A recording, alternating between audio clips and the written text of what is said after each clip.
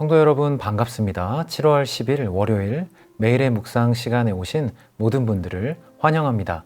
오늘 하루도 주님의 말씀을 묵상하며 주님과 더욱 가까워지시기를 예수님의 이름으로 축복합니다.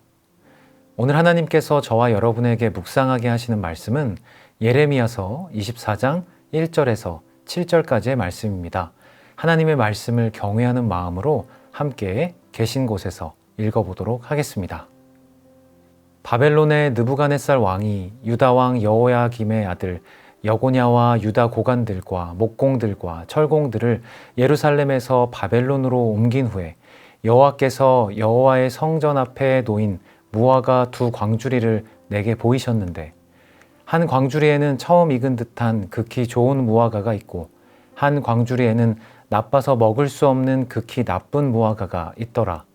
여호와께서 내게 이르시되 예레미야야 내가 무엇을 보느냐 하시매 내가 대답하되 무화과이온데 그 좋은 무화과는 극히 좋고 그 나쁜 것은 아주 나빠서 먹을 수 없게 나쁘나이다 하니 여호와의 말씀이 또 내게 임하니라. 이르시되 이스라엘의 하나님 여호와께서 이와 같이 말씀하시니라. 내가 이곳에서 옮겨 갈대아인의 땅에 이르게 한 유다 포로를 이 좋은 무화과 같이 잘 돌볼 것이라. 내가 그들을 돌아보아 좋게 하여 다시 이 땅으로 인도하여 세우고 헐지 아니하며 심고 뽑지 아니하겠고 내가 여호와인 줄 아는 마음을 그들에게 주어서 그들이 전심으로 내게 돌아오게 하리니 그들은 내 백성이 되겠고 나는 그들의 하나님이 되리라. 아멘. 이전에 마트에서 딸기를 사다가 안 좋은 경험을 한 적이 개인적으로 있습니다. 보통 플라스틱 용기에 딸기가 담겨 있는데요. 겉에 보이는 딸기가 싱싱해서 물건이 괜찮은 줄 알았는데 속에 들어있는 딸기들은 무른 것들이 많더라고요. 겉모습만 보고 속을 제대로 보지 못해 제가 낭패를 본 일이었습니다. 과일을 고르는 일 뿐일까요? 우리는 삶에서 겉모습만 보고 판단할 때가 많이 있습니다. 겉으로 보이는 환경이 좋을 때는 우리의 삶이 좋은 것 같고 겉으로 보이는 환경이 좋지 않으면 마치 우리 인생이 실패한 것 같은 생각이 듭니다. 그런데 그렇지 않을 때도 있습니다. 상황과 환경은 좋지 않지만 그 상황과 환경이 우리에게 축복이 될 때가 있는 것이죠. 오늘 본문 말씀인 예레미야 24장의 말씀이 바로 그런 말씀이 됩니다. 예레미야 24장의 배경이 되는 사건을 아마 이스라엘의 역사학자들은 지워버리고 싶을 것입니다. 왜냐하면 하나님의 백성이라고 불리는 이스라엘 민족에게 아주 치욕스러운 사건이었기 때문입니다. 어떤 일이 있었을까요? 주전 597년에 이스라엘의 주요 고관들과 목공들과 철공들의 무리가 여호야긴 왕과 함께 바벨론의 포로로 끌려가게 됩니다. 한 나라의 왕만 끌려갔어도 충분히 치욕적인 사건일 텐데 고관들과 목공들, 철공들마저 끌려가게 되죠.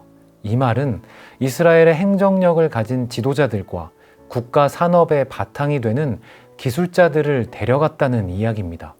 즉 이스라엘 민족이 국가로서 존속하는 것에 대한 희망마저도 사라져가고 있었던 것이죠. 철저히 바벨론 제국의 속국이 되어 살아야만 하는 상황이 된 것입니다. 심지어 끌려갔던 이스라엘 무리 안에는 영적 지도자였던 에스겔 선지자도 있었습니다. 이렇게 겉모습만 보면 이제 이스라엘은 소망 없이 망해가는 상황이었습니다. 그런데 하나님은 바벨론 포로로 끌려가는 이스라엘 민족에게 하나님께서 어떤 계획이 있는지를 말씀해 주십니다. 하나님의 속마음을 알고 보니 이 상황은 고난이 아니라 결국 은혜였습니다. 당시의 모든 이스라엘 민족이 바벨론으로 끌려간 것이 아닙니다. 바로 예루살렘에 남아있던 사람들이 있었던 것이죠. 오늘 본문 말씀에는 이 두 그룹을 두 가지의 무화과에 비유합니다. 아주 좋은 무화과와 아주 나쁜 무화과로 말이죠. 자, 사람의 눈으로 겉모습만 보면 아주 좋은 무화과는 예루살렘에 남아있는 사람들이어야만 합니다. 실제로 당시 예루살렘에 남아있던 사람들은 끌려가는 사람들, 바벨론의 포로로 가는 사람들이 자신들보다 신앙적으로 낮은 위치에 있다고 생각했습니다. 자신들이 신앙적으로 우월하기 때문에 예루살렘에 남아있게 된 것이라고 믿었던 것이죠. 그런데 오늘 본문 말씀을 통해 우리는 알 수 있습니다.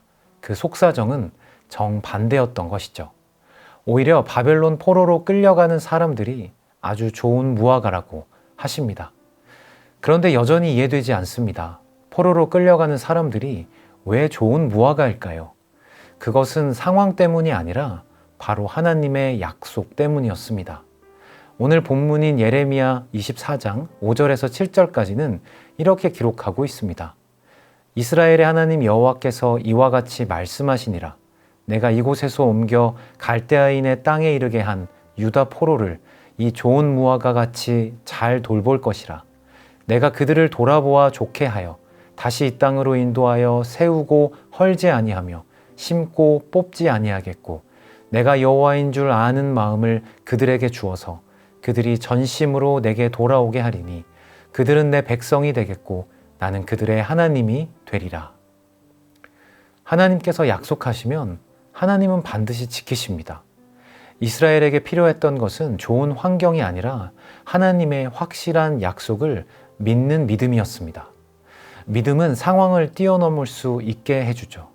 그 뒤편에 계신 하나님을 볼 수 있게 해주기 때문입니다. 그것만 있으면 이스라엘은 어느 나라에 끌려간다 한들 세상에서 가장 안전한 사람들이 될 수 있었습니다.